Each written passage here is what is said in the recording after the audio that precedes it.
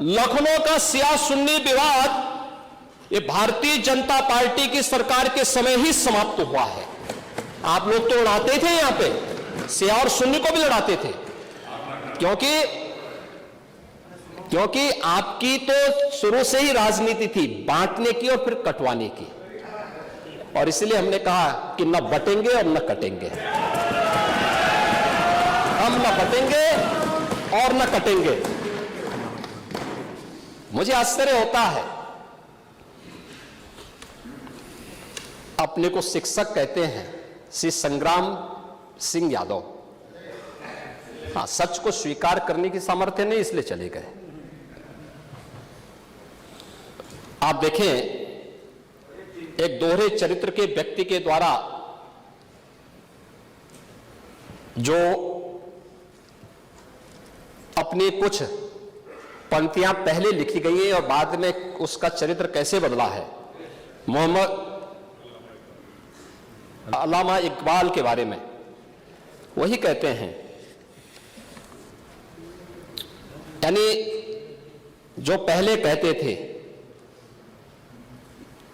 उन्होंने क्या बात कही थी बाद में, मुस्लिम हैं हम वतन हैं सारा जहां हमारा, चीन वो अरब हमारा हिंदुस्तान हमारा, तौहीद की अमानत सीनों में है हमारे, दुनिया के बुत कंदों में पहले वह घर खुदा का, तेगों के साये में हम पलकर जमा हुए हैं, मकरीब की वादियों में गूंजी अजा हमारी, बातिल में दबने वाले हे आसमां नहीं हम, हे गुलस्ता ये अब्दुल्लस वो दिन है याद तुझको, ये मौज ये दजला तू भी पहचानती है हमको, ये अर्ज ये पाग तेरी हुर्मत पे कट मरे हम, सालार ये कार्रवाई है मीर ये हिजाज अपना, इकबाल का तराना बाग ये दरा है गोया, मुस्लिम है हम वतन है सारा जहां हमारा। अब आप मुझे बताओ, क्या इकबाल को आप अपना आदर्श मानते हैं क्या? इस इकबाल को मानेंगे क्या? वो अपने को पेशे से शिक्षक कहते हैं, ऐसे शिक्षक छात्रों को पढ़ाएंगे तो दुर्गति कराएंगे ही कराएंगे। यानी इकबाल की एक कविता को यहां पे पढ़ करके और वास्तविक सच से आप धूल डाल करके उसको छुपा नहीं सकते हैं। और मैं इसीलिए कहना चाहूंगा कि महोदय, प्रशासन ने पूरी कार्रवाई की है और लगातार हमारे संज्ञान में सारी बातें हैं। एक एक बात पर सरकार नजर रख रही है। 25 करोड़ की आबादी का प्रदेश है और 25 करोड़ की आबादी के प्रदेश में पिछले 7.5 वर्ष के दौरान सभी पर्व और त्योहार शांतिपूर्ण तरीके से संपन्न हुए हैं। सभी वीवीआईपी विजिट सकुशल संपन्न हुई हैं।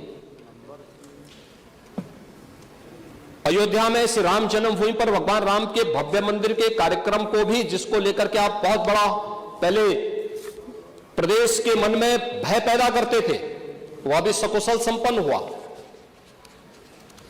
आज प्रदेश में जब सर्वत्र सुरक्षा का एक बेहतरीन माहौल है और 2025 में जब उत्तर प्रदेश को एक गौरव प्राप्त होने जा रहा है कि दुनिया का सबसे बड़ा आध्यात्मिक और धार्मिक सामाजिक जो उत्सव हो, एक महापर्व है महाकुंभ प्रयागराज, जिसमें पूरी दुनिया का एक समागम होने वाला है, जब इसे आयोजित करने का अवसर प्राप्त हो रहा है, तब मैं विपक्ष के अपने साथियों से कहना चाहूंगा कि प्रदेश के माहौल को अपने वक्तव्यों से और अपने करतूतों से कृपया खराब न करें। प्रदेश आगे बढ़ना चाहता है, विकास के अपने लक्ष्यों को प्राप्त करना चाहता है, लेकिन मैं इस बात के लिए आश्वस्त करूंगा कि 25 करोड़ जनता को सुरक्षा देना, उनकी हर प्रकार से हिफाजत करना, ये प्रदेश सरकार की जिम्मेदारी है।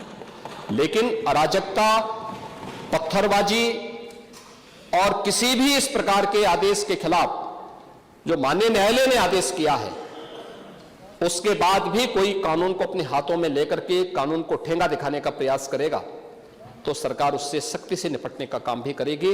और वही सख्ती वहां पर आवश्यक है जहां पर लोगों ने माहौल खराब करने का प्रयास किया है। एक भी निर्दोष नहीं जाएगा। जितने भी विजुअल्स होंगे उसके वीडियो फुटेज है, गोली चलाते हुए, कट्टा लहराते हुए, तलाशी के दौरान पत्थरबाजी करते हुए, घरों के छतों के ऊपर जो पत्थर रखे गए हैं, ये सारी विजुअल्स हमारे पास हैं और उसके अनुरूप ही कार्रवाई होगी। हां, ये जरूर आश्वस्त करते हैं कोई निर्दोष के खिलाफ कोई कार्रवाई नहीं होने वाली, अब तक नहीं हुई है, आगे भी नहीं होगी। लेकिन कोई दोषी होगा उसको कोई बचा भी नहीं पाएगा। यह भी मैं इस सदन के माध्यम से पूरे प्रदेश के अंदर बहुत स्पष्टता के साथ कहना चाहूंगा कि सरकार की जीरो टॉलरेंस की नीति पहले दिन से है। अपराध और अपराधियों के प्रति, दंगों और दंगाइयों के प्रति वही जीरो टॉलरेंस की नीति के साथ सरकार कार्य करेगी। इन दोनों मामलों में राजनीति की बजाय हमें समग्रता की दृष्टि से देखना होगा।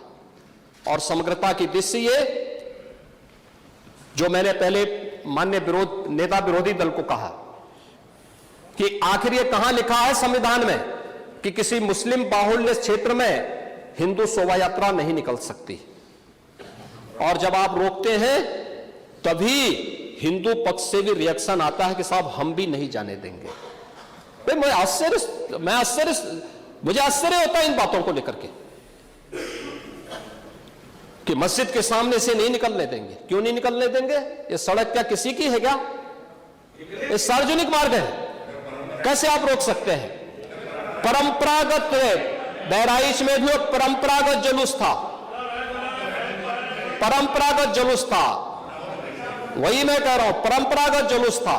और उसी परंपरागत जुलूस को आगे बढ़ाने के लिए सारे कार्यक्रम संपन्न हुए थे, आगे भी संपन्न होंगे। लेकिन ये चीजें तय करना, ये कहना कि उत्तेजक नारे लगाए जा रहे थे, जय श्री राम का नारा उत्तेजक नहीं है, ये हमारी श्रद्धा का नारा है, हमारी आस्था का प्रतीक है। कल मैं आपसे कहूंगा कि अल्लाह अकबर का जो स्लोगन है ये हमें अच्छा नहीं लगता, नहीं, आपको हम रोकें तो क्या आपको अच्छा लगेगा? नहीं, आपको नहीं, मुझे मतलब होने की आवश्यकता ही नहीं, मुझे आवश्यकता ही नहीं इसकी, नहीं, मुझे इसकी आवश्यकता ही नहीं है, मुझे इसकी आवश्यकता ही नहीं, क्योंकि मेरी तो विरासत इतनी लंबी चौड़ी है, इतनी प्राचीन है कि मैं उस परंपरा को ही लेकर के चले जाऊं। मैं जय श्री राम का नारा, हर हर महादेव का नारा और राधे राधे, राधे राधे के संबोधन से ही अपना पूरा जीवन काट सकता हूं। मुझे किसी और स्लोगन की आवश्यकता ही नहीं है। मुझे कोई अन्य नारे की आवश्यकता ही नहीं है, कोई संबोधन की आवश्यकता नहीं। लेकिन मैं आपसे कहना चाहता हूं, कल कोई आपसे कहेगा, कोई हिंदू भी ये कहेगा कि साहब हमें भी परेशानी है, आप लोग मत बोलिए, क्या आपको अच्छा लगेगा?